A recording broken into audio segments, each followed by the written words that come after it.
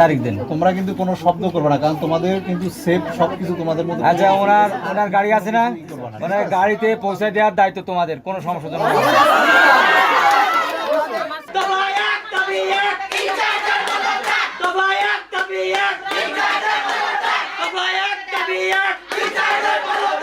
এখন কোন মিসওয়াল হবে?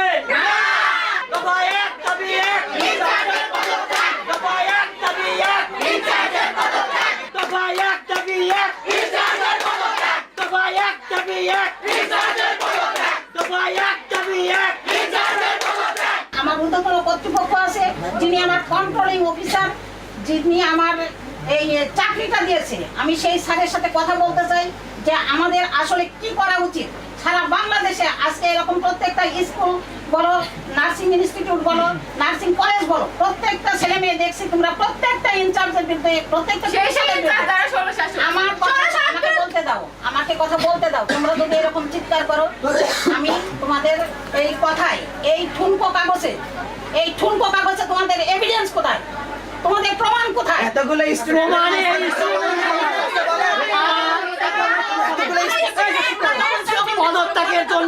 পদত্যাগের জন্য কোন অথরিটির কাছে অনুমতি নিতে হয় না। তোমরা একটা জিনিস আমার কাছে দিয়েছো, লিখিত কিছু দিয়েছো আমার কাছে, আমাকে সেটা একটু ভাবতে দিতে হবে না? আমাকে একটু ভাবতে দাও, করতে দাও। আমার তো প্রয়োজন ছিল অন্যায়গুলো করার সময়,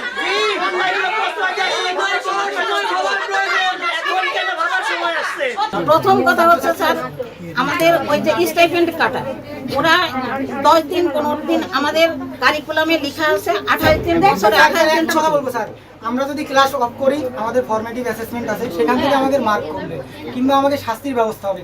কিন্তু বিএনএমসি ডিজিএনএম থেকে যেখানে আমাদের মূল জায়গা, সেখান থেকে কোনো এখতিয়ার নেই কোনো প্রতিষ্ঠানের একটা টাকা একটা পয়সা কাটার। তাহলে উনি এতদিন থেকে, যদি স্যার আপনাকে খাতাটা নিয়ে এসে দেখি স্যার, দেখবেন প্রত্যেকটা স্টুডেন্টের স্টাইপেন্ড থেকে 55 টাকা 110 টাকা নাই স্যার। এই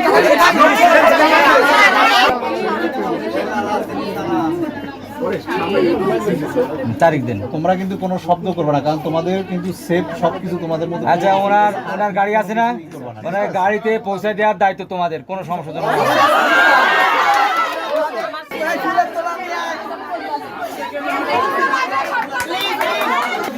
ভাই আমরা তো ভিতরে নিয়ে যেতে দিব, আপনারা ওইটা ফুটেজ তুলে।